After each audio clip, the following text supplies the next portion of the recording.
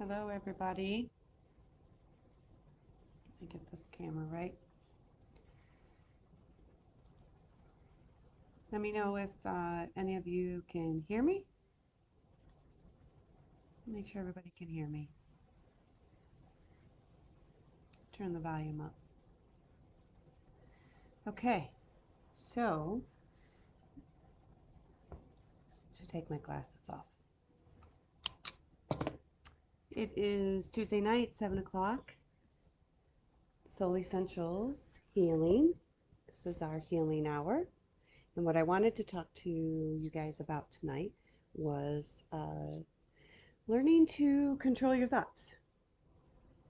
Unless somebody has a question, if you want to ask me, I'm more than willing to answer your questions. What I wanted to talk about tonight was learning to control your thoughts and paying attention to your thinking. So if you guys are on, say hi so I know who is on. And if you have a question, let me know so I can serve you guys the best.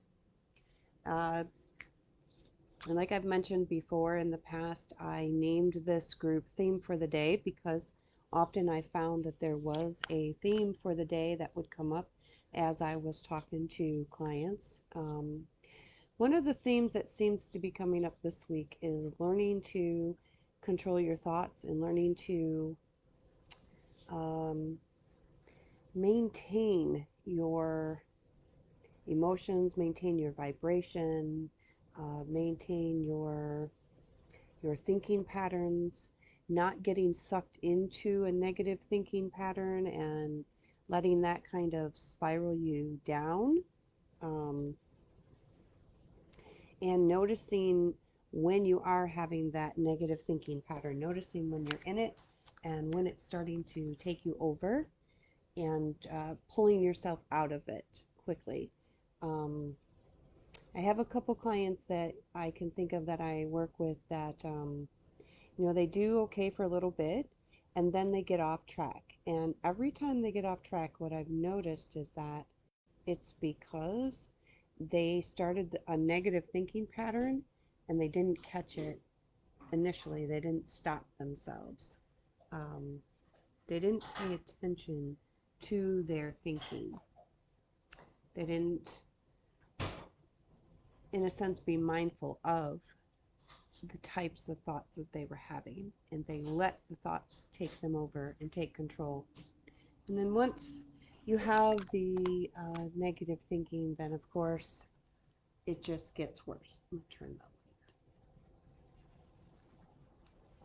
light, and it starts to bring you down more and more. Um, so that is one of the things that I definitely notice consistently with most people, and it's important to. Oh, the button just showed up here. Wants me to share. So we'll share. Let's see this. I don't think it blocks me. There it goes. Get that out of the way. Okay. So there was a Joel Olstein is a preacher, and he was on one night, and he was talking about how to be cautious of what you allow into your brain. And he said he was at the gym and he was exercising, and on the TV was a bunch of swimsuit models. And, him being a guy, you would think that was not a problem, but he actually asked the gym owner to turn the TV, and the guy couldn't figure out why. Uh, and he said, because I don't want that in my mind. I don't want those images and those things in my mind. So it's very important to pay attention to what you're putting in your mind, to what you're allowing in your mind. And that includes movies, music, Facebook, we get slammed with millions and millions of bits of information, and all of that goes into our mind, and all of that becomes programming. And all of it changes how we think and how we feel. It affects how we're doing. So, being super, you can call it mindful, but mindful tends to mean that your mind is full, in which we don't want. So, a better word actually is aware. Being aware of what you're thinking, the types of thoughts that you're thinking, the things that you're allowing into your mind, into your energy field. Um, and once you learn to become aware, it is called you think about what you're thinking about. You start to think about what you're thinking about. And the more that you do that, the more you'll be able to catch it, and you'll be able to catch it faster. So the key is to become aware of what you're thinking, catch that thought, and then you either stop or you change that thought. And the more you do it, you start to actually program your brain to not be so negative. So we're rewiring your brain to not be so negative. The brain likes to take the fastest route. And the brain also likes to be negative because the brain is actually programmed to be negative. We are programmed to be negative because we're programmed to stay alive as a species. We need to judge, is that good? Is that bad? Is that safe? Is that dangerous? Is that person dangerous? So the brain is actually programmed to keep you alive as a species. It's an organ, and its job is to keep you alive. So we are naturally negative. And then we have things that happen to us in life, and that makes us negative too. And then we go around, we have this one negative thing that happens that gets added to our list of, oh, I need to not only watch out to see if things are dangerous or people are dangerous, but I need to add this to the list because, people are now mean, or they're rude, or they might say something about me or make fun of me. So all these things get added to the list that the brain is already negative. There's a few people that I find not very many people are just those happy-go-lucky people in life. Most people tend to naturally be negative. So it takes some work to retrain the brain. It takes some work to be aware and pay attention to what you're thinking, and learn how to retrain your brain to think in a different way. So um, that is one of the biggest things that I work on with people, is learning to become aware of your thoughts, to become aware of what you're thinking, and to learn to change it. So the other thing too is that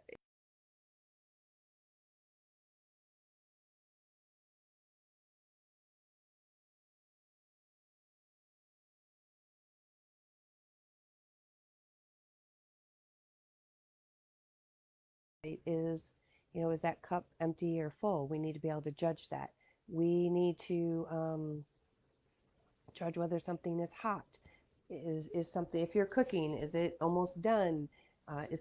So being judgmental is not always bad, but in this society, we are taught, and actually all societies, we're taught to overjudge. So we overjudge everything, including ourselves, right? And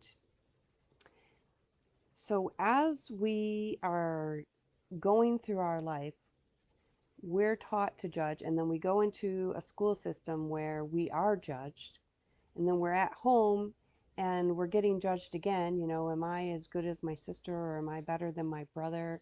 So we get all these messages and all this comparison, instead of being taught that we are equal and we are worthy.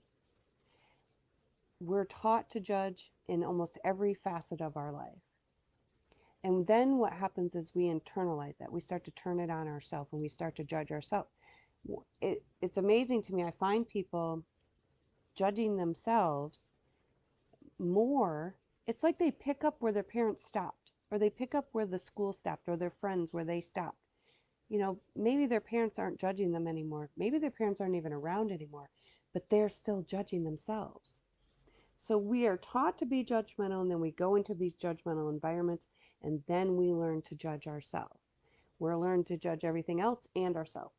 And that is where the problem comes in.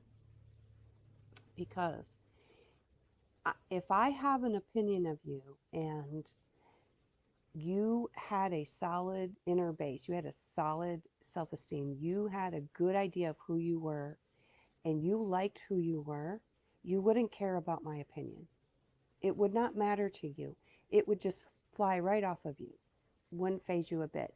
But if you have a poor opinion, a bad opinion, a low opinion of yourself, and I have a bad opinion of you, now you're going to feel really bad, right? So the opinion that you have of yourself is more important than any other opinion. Many people that I talk to care about what other people think of them. They care. They totally care. It's a big thing. They're worried about people in the grocery store. They're worried about people on their own street. They're worried about what their family is going to think. But I can promise you that if you didn't care what other people thought, if you had a good idea of yourself, a good self-esteem, the opinion of others wouldn't matter to you. It just simply wouldn't matter. And that's where I need people, that's where I want people to go. That's where I take people. That's where I want everybody to know that you need to love yourself. You need to care about yourself and not care about the opinion of others, right? So, how do you do that? For any of you that are watching, tell me, how do you do that? How do you not care about the opinion of others? How do you keep yourself from worrying about what other people are going to think of you? I had one person one time that was worried about mowing their yard because they were afraid of what the people driving by were going to think. They were worried about what they were going to, the strangers driving by, thinking about them mowing their yard because they felt like they were fat or whatever. And that just seemed insane to me, that you would be out in your own yard worried about people that you don't even know driving by, what they're going to say about you, right? Um, so what I find is that if you have a bad opinion of yourself and you're worried about the opinion of others, when something happens, let's say you're at work and somebody kind of makes a little snide comment or somebody's a little rude, that is what will start that downward spiral of thinking, because you'll start to think, oh, did I do something wrong? I wonder, they don't like me. These people never like me. And then it starts, that downward spiral starts where, and then all the times in your history that this has ever happened to you, all the times you ever went somewhere and people didn't like you or they didn't accept you, all those times will start coming up. And now we've got ourselves kind of in a depression. Now we're in a depression. And now we don't feel very good. And we wonder why we're struggling, right?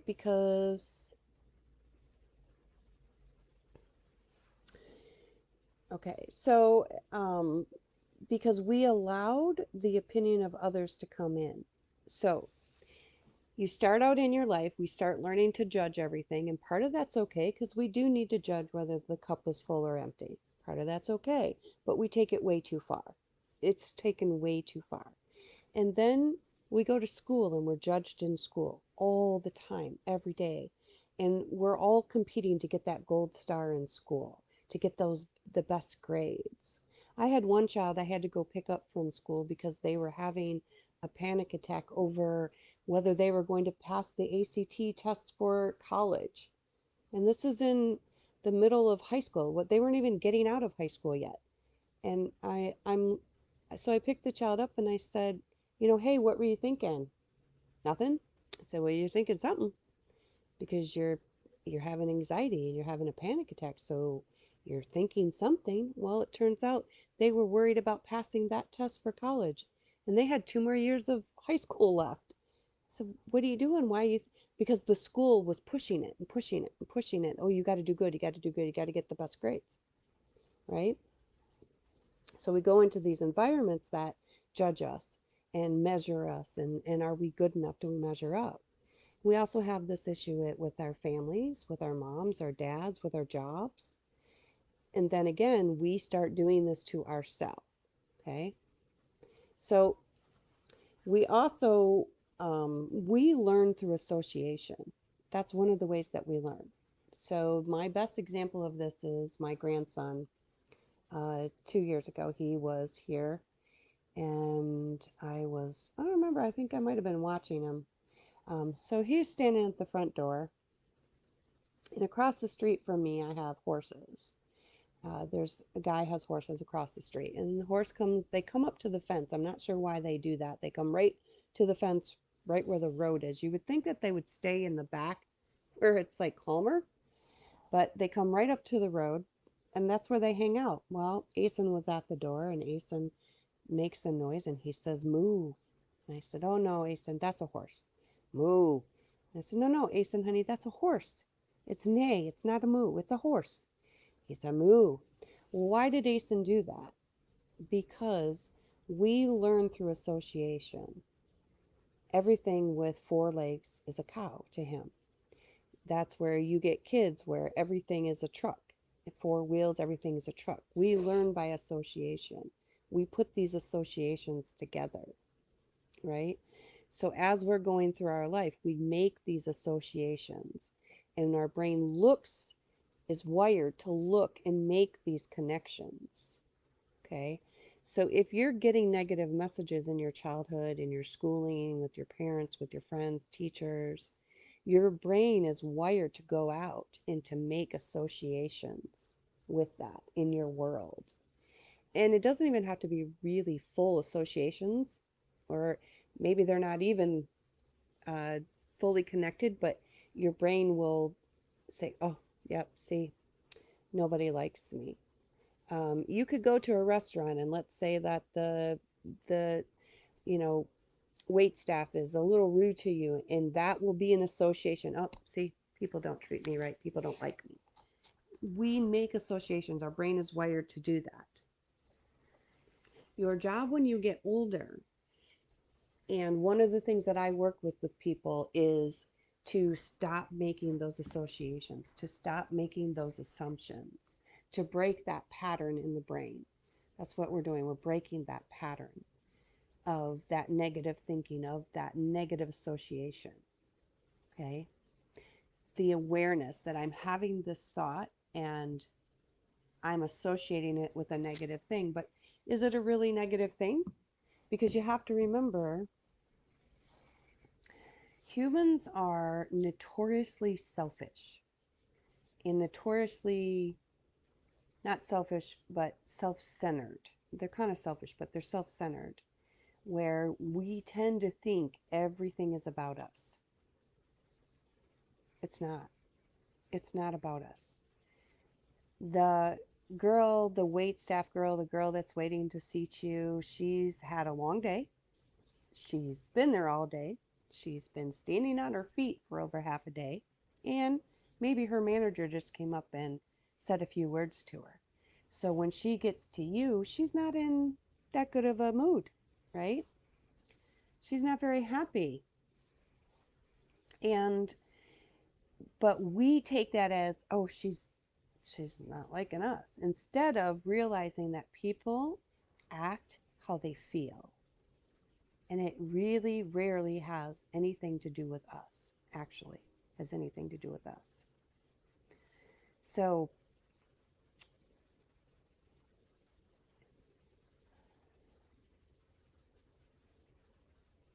bring in non-normal knowing, witnessing to non. What does that mean? What do you mean? I'm now wanting to bring in non-normal knowing, witnessing to. What do you mean by non-normal? What does that mean? Are you talking about bringing in consciousness? About bringing in God consciousness, Christ consciousness? That part? So if you want to learn to love yourself, one of the main things to do is to, number one, stop taking things personally. If you want to stop getting stuck on that downward spiral, you have to stop taking things personally. You have to realize that people think based off of their own perceptions, they act off of their own world, and rarely does any of that have to do with us. Okay? And you have to create your own idea of yourself, of who and what you are. If you want to develop self-esteem, if you want to develop happiness, you have to learn to create your own idea of who and what you are and your worth in the world, and stop caring about what other people think. So, I don't know, is Candace on here tonight? I don't know if she's on or not. I was going to ask her. Um, so that's one of the first things is becoming aware of your thoughts, learning to catch those thoughts before they spiral down, developing your own opinion of yourself, of who and what you are, and not associating things that happen in the world with your worth, right? Your worth has nothing to do with how what other people are. Actually has more to do with the beliefs inside. So if you're having these negative thoughts and you're struggling with those, it is because you have some core beliefs that we need to change. You have some inner core beliefs that we need to change. You created a core belief in your childhood, and you're still believing that core belief. And it's a negative core belief. You're still believing that. These core beliefs get wired in a very young age, and they stay there and they follow us throughout our life. Um, so I'm now, I'm still wanting to know what you mean by that, Kim. It's interesting.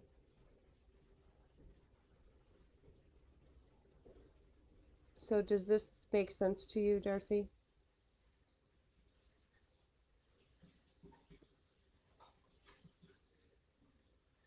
The other thing is noticing that not all your thoughts are real. They're not all real thoughts. So Dr. Joe Dispenza talks about an experiment in his workshops. He talks about an experiment where they took some. Oh, Candace. Okay. They took some athletes and they laid them in a chair and they hooked them up to a bunch of electrodes, and they asked them to imagine running their race. They were not running, they were laying down, but they asked them to imagine running their race, moving their legs, feeling the cement on their feet. And what they found was their mind and their body reacted as if they were actually running. Because your mind and your body doesn't actually know the difference between real and fake.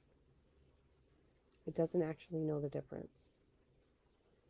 So if you are going to imagine something, you're going to think something, your body and your brain are going to react, your body and your mind, they're going to react as if it's real. Okay? So that is another reason why we have to become very aware of what we're thinking. Your thoughts will affect your emotions. They will absolutely 100% affect your emotional state. So if you want a positive emotional state, if you don't want to feel down, if you don't want to feel depressed, then we have to watch what we're thinking, because we can imagine all kinds of things. Even just a bad scenario from yesterday, just reimagining that will produce the same emotions, the same chemicals, and it will bring your energy down. It will bring your emotions down, right? So it's very, very important to not allow your mind to do that, to control your thoughts, to not let them just wander and run. There's been many experiments where they've been able to prove that just because your mind and your body think something, it doesn't mean that it's real, but the mind and the body will react as if it is real. Okay. There's another guy out there that he cracks me up the way that the way he explains things, and it kind of amazes me the way he explains these things and understands it. He talks about the mind, and he says, "Do you ever notice that the mind never shuts up? It never shuts up. It's constantly talking." And when I read that in his book, I thought, yeah, that's true. The mind does. It's constantly talking, constantly narrating your life. As you're walking through the hallway, you're walking down the hallway and you're just noticing and you're like, oh, what's that there? No, why is that shirt there? And how'd that get on the floor? And why is that door open? And it's constantly talking, talking, talking, talking. It never stops and it never shuts up. So he also said at one point, and I thought, God, that is so true. He said, if you had a partner in your life and they talk to you the way that you talk to yourself, you'd break up with them. You would break up with them. And I thought that was like, there is no truer statement than that. If we had a partner that talked to us the way that we talk to ourselves, we would break up with them. So we have to learn to be nice to ourselves. We have to learn to be nice to our own mind. We have to learn to care about what we're saying to ourselves, right? We get so busy and caught up in these scenarios in our mind, and we don't even stop to realize what we're even saying to ourselves, how mean we're being with ourselves. So the brain, the mind, and the body, you can't separate them. They work together. They're linked. They always are linked. And one is affecting the other is affecting each. They go hand in hand. If I'm thinking negative, I'm going to feel negative. So if you were to think of something negative right now, something bad that happened to you, an experience, maybe sometime somebody yelled at you, it would bring your energy down. Just thinking about something negative. And somebody yelled at you or you got in a fight with somebody. But then if I ask you to think about one of the funniest things you ever seen, like the time that my grandson we went to the restaurant and he got his face covered in chocolate, literally covered chocolate all the way around his face. He was playing in the chocolate fountain, face covered in chocolate. Or a time that somebody told you a funny joke, or a birthday party, or a happy family event. All of a sudden you see that your energy starts rising because they're linked. They're linked together. It is very important to watch your thoughts and to control your thoughts. So when I did this, it took me about 3 months to start watching my thoughts. And the mind gets on these tracks and it gets on these negative thoughts and it gets stuck. And when you start to interrupt that, the mind will say, no, no, that's very important. We must think about this. We must think about how everybody treats me badly, or we got to think about all the problems that I have. It insists on thinking it. It will kind of fight you to say you have to think about these things, but you don't. Okay? So when you start doing this, you have to become aware of your thoughts, and then as the mind starts to fight you that we must think about this negative thing, it becomes your job to say no, and literally say no. Nope, I'm not thinking about it. That's it. Nope. And as it starts to come in and starts to fight you stop it. You just stop, literally. And if you have to do that 20 times in a row, that's okay. Just keep doing it. Just keep stopping those thoughts right after another. Keep stopping the negative thoughts. Don't allow yourself to go on that trail. Okay? So that's one thing that I wanted to talk about today was not getting stuck on that negative thinking trail, and um, how we do that, and how we learn by association, how we're taught to judge everything, including ourselves in life. And um, the other part is I want to make sure to see if you guys have any questions, if you have anything that you do want to talk about, if you want to talk about anything that has to do with energy or spirits or consciousness. Or so, by the way, the energy thing, like if you're thinking negative, there's a direct link between you thinking negative and your energy, and it bringing your energy down. um, there's a direct link between thinking positive thoughts and your energy coming up. And if you can't get yourself out of the loop of the negative thinking, then um, try distracting yourself with a movie, with a book, take a nap, go for a walk, take a bath, do something, talk to a friend, try to distract yourself. And one of the things that all of these spiritual teachers suggest is that, especially if you listen to any of Abraham Hicks, is not, uh, I suggest that you do talk to people and you do reach out for help, but they do suggest that you don't always do that and try to just talk about your problems, right? Because it's kind of like putting fuel on the fire. The more that you talk about your problems, the more that they exist, the more energy you give them, the more fuel you put on the fire. So we don't always want to be just talking about our problems. Now, that doesn't mean that you don't need somebody to talk to. That doesn't mean that maybe you need to just hash something out, get some ideas, or release it, getting it off your chest. There is a place for that. But to continuously just keep talking about the problem without any resolve, actually, it's not a good thing, because we're giving it energy. Whatever you pay attention to, see, our thoughts are energy, and our words are energy, and they actually have a form to them. We can actually measure your thoughts. We can hook you up to a machine, and we can actually measure them. We don't even actually have to hook you up anymore. We can measure them without doing that. They have an intensity, they have an energy, they have a strength to them. If you remember, before we talked about how a positive thought is 1,000 times stronger than a negative thought. So, one of the things that I want you to focus on doing is, if you have a negative thought, is not only just stopping that thought. Um, you can replace that thought. You don't have to. But then, if you do have a negative thought and you want to negate the energy,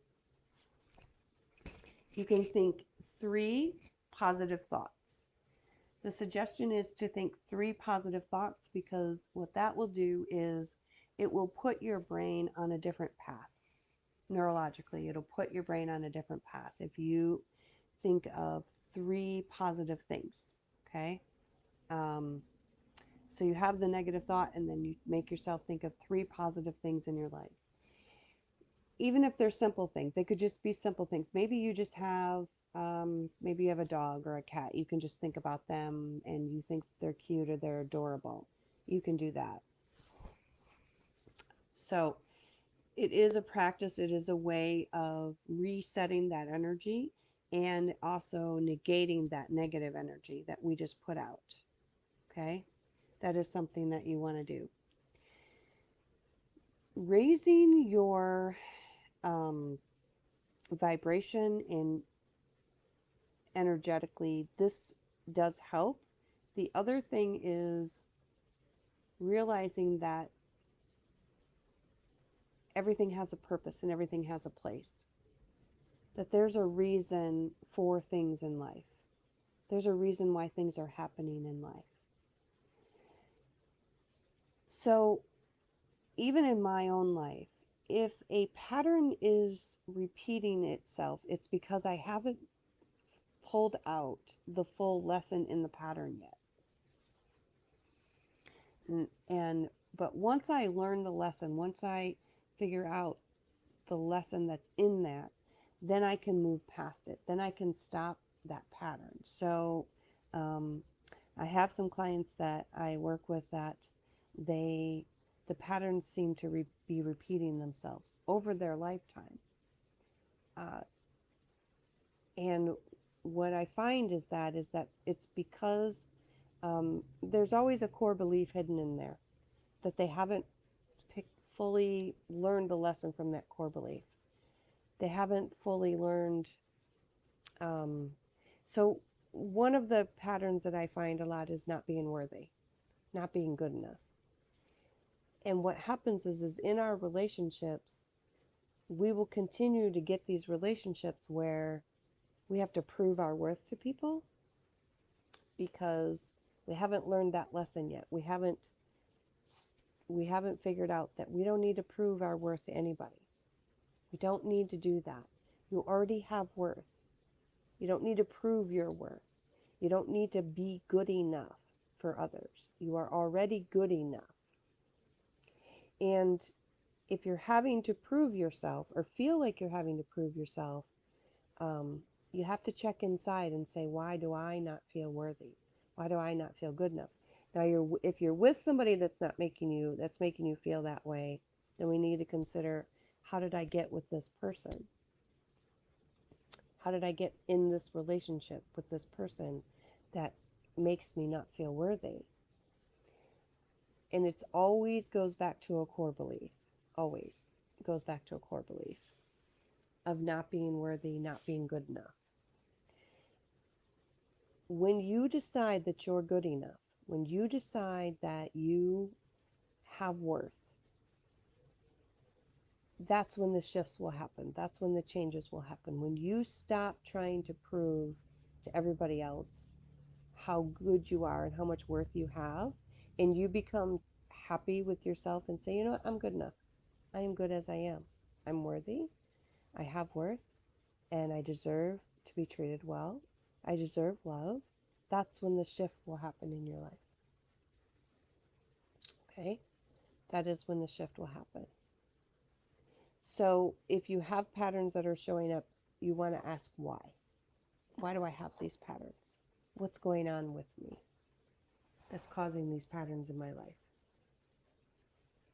That's what I found in my life is, I had this pattern of picking people who didn't really care about me, who um, didn't really pay attention to me. And it's because I have these abandonment issues in my life. That's why I have that. I have these abandonment issues. So I was picking people in my life who didn't pay attention to me, who weren't really there for me, because I had this core belief that nobody really wanted me. That's where that came from. So a pattern was repeating itself until I decided I didn't need that approval. I didn't need for other people to want me or to, I had it my own. Why did I have my own? Because I decided I found out, I discovered I was a soul. And as a soul of source, I have infinite worth. So it didn't matter to me if people liked me or they cared about me or they wanted me or they needed me.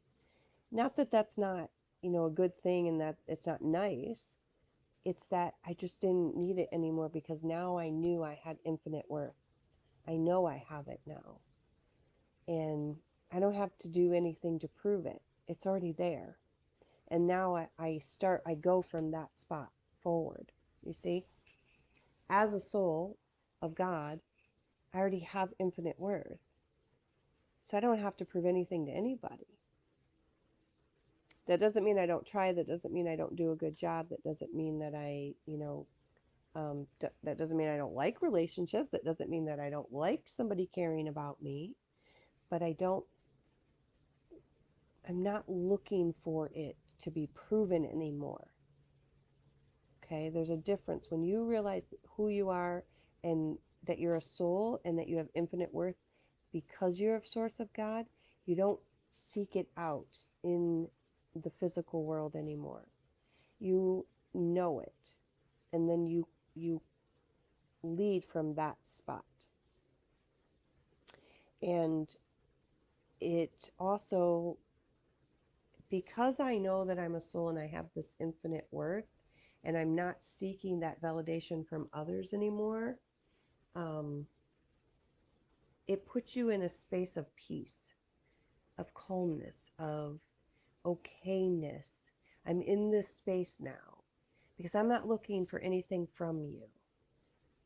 And that's it's a very peaceful place to be. I don't need anything from you. I'm not looking for anything from you. I'm in a solid spot on my own and I'm okay. Does that make sense to you? Do you get that? Do you see that if you know your worth, then you stop judging the world so much? I don't have to judge the outside world so much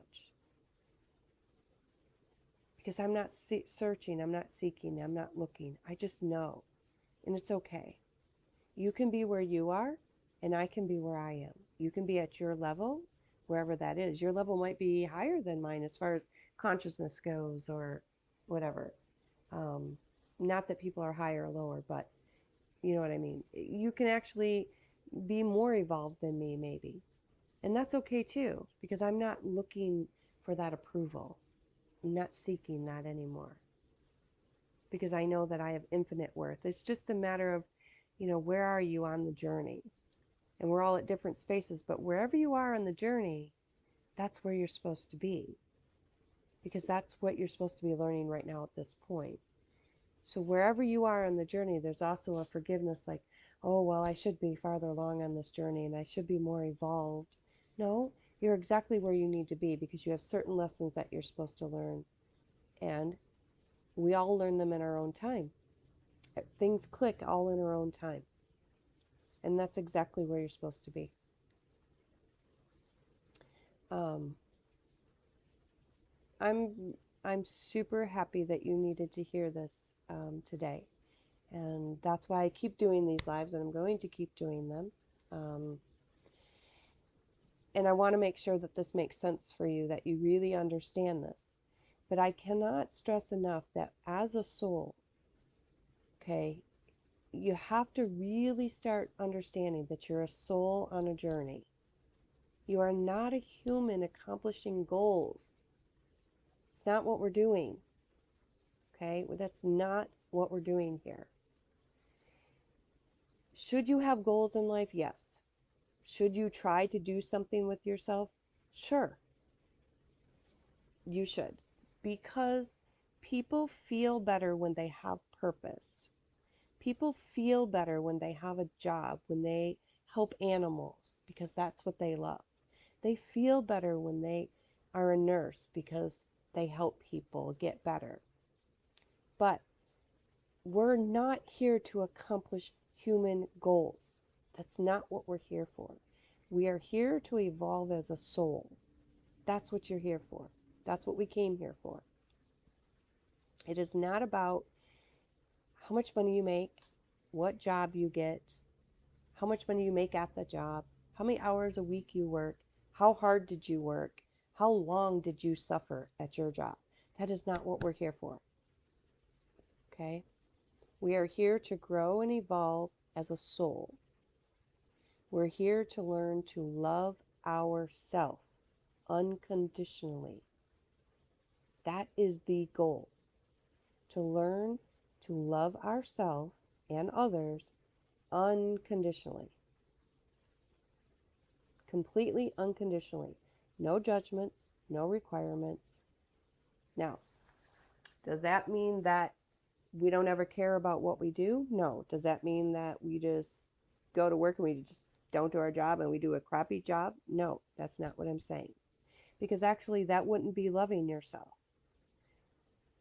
Loving yourself would mean that you would do your best job, not the perfect job, not your job and somebody else's job, but your best job, because that would be self care. That would be self love. I did my best job today and I feel good about that. That feels good to do my best job. Right. Just because you have goals does not mean you need to prove yourself to someone else. It's not about proving to someone else. It's about being the best you can be and being okay with that and being okay with that not being perfect. Okay, being the best you doesn't mean you be perfect. It means doing your best. The best you could do at that moment, given that time, that circumstance. Maybe it's a day that you had the flu. Maybe you're feeling like you have maybe a little bit of the flu or a little stomach ache or a little headache, and you're at work and you're doing your job, and maybe you didn't do everything that you could have possibly done, but did you do the best at that time, given that circumstance?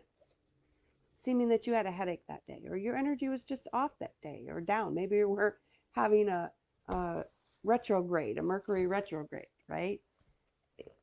Did you do your best at that time, at that moment? That's good enough. That's it.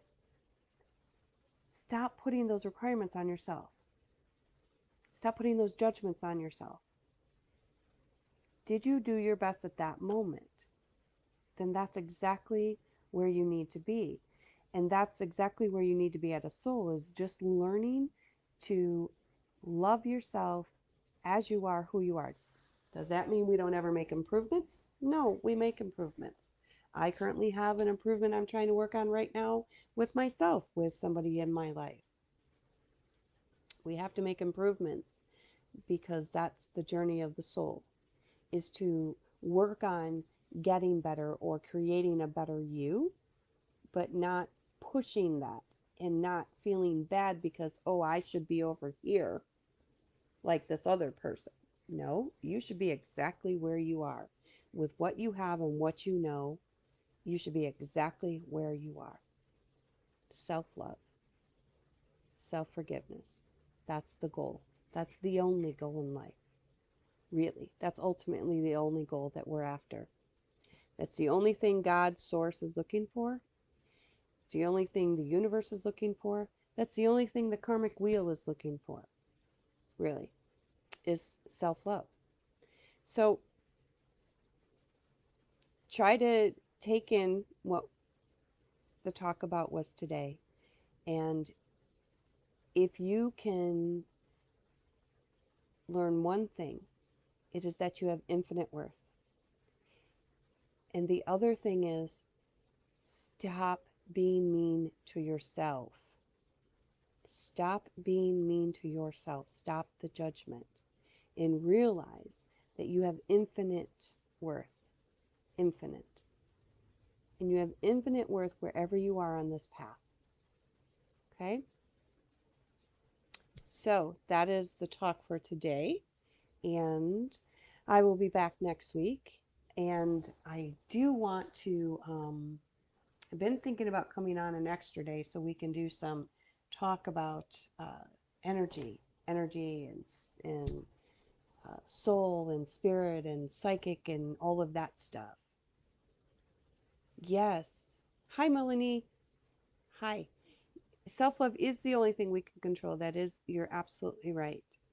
It is when you learn that everybody else is functioning at their level because of their life, their perceptions, their belief, wherever they're at on that evolution, then you can accept that, because you know what?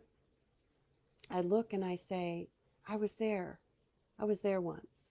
I was in that space once where I wasn't so happy, where I didn't love myself, where I didn't love everything.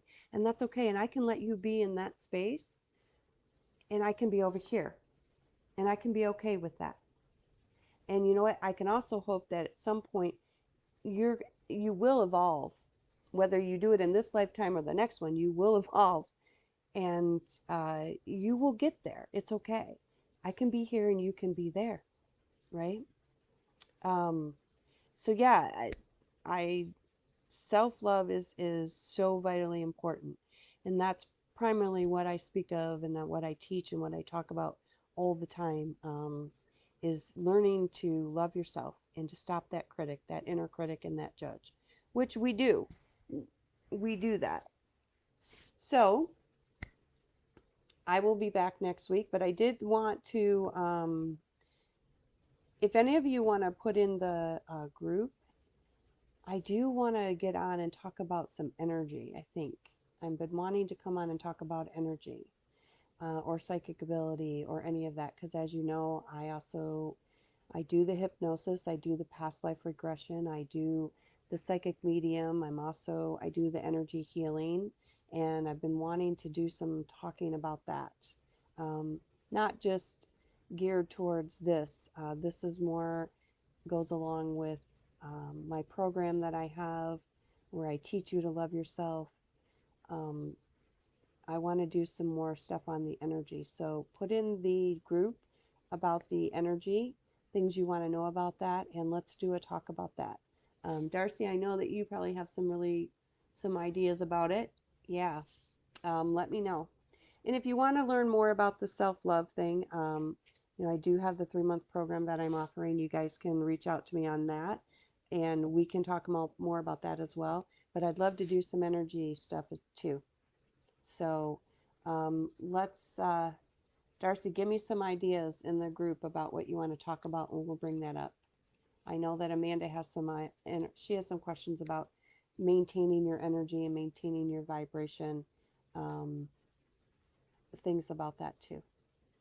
So thank you for everybody for coming, and I will be back next Tuesday, and we'll talk again.